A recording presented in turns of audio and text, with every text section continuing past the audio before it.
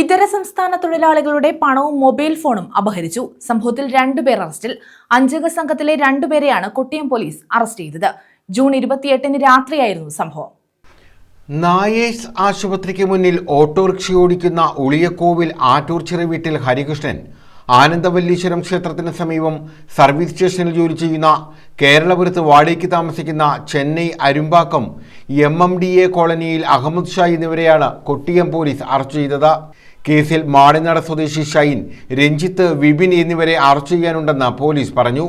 Kottiyam SI Nitin നളന്റെ നേതൃത്വത്തിൽ SIമാരായ അനിൽകുമാർ, ജോയി, CPOമാരായ പ്രവീൺ ചന്ദ, രമ്യ, വിനോദ് എന്നിവരടങ്ങിയ അന്വേഷണ സംഘമാണ് ഇരുവരെയും പിടികൂടിയത്. ജൂൺ 28-ന് രാത്രി 9:30-ഓടെയായിരുന്നു സംഭവം. കൊട്ടിയം പീടികമുക്കിൽ റഷീദിന്റെ ഉടമസ്ഥതയിലുള്ള ഇതര സംസ്ഥാന തൊഴിലാളികൾ വാടകയ്ക്ക് താമസിക്കുന്ന ഇടത്ത് ഓട്ടോ ഡ്രൈവറായ ഷൈന്റെ നേതൃത്വത്തിൽ 5 അംഗ സംഘം എത്തി തൊഴിലാളികളെ കതകിന് മുട്ടി വിളിച്ചു. ഇവർ 5 പേരും അകത്തുകയറി തൊഴിലാളികളുടെ കഴുത്തിൽ കത്തിവെച്ച് പണവും മൊബൈൽ ഫോണും അപഹരിക്കുകയായിരുന്നു. കൊട്ടിയം പോലീസിൽ നൽകിയ പരാതിയെ തുടർന്ന് പ്രതികൾ സഞ്ചരിച്ച ഓട്ടോറിക്ഷ കേന്ദ്രമാക്കി നടത്തിയ അന്വേഷണത്തിലാണ് 2 പേരെ അറസ്റ്റ് ചെയ്തത്. ന്യൂസ് ബ്യൂറോ, കൊല്ലം.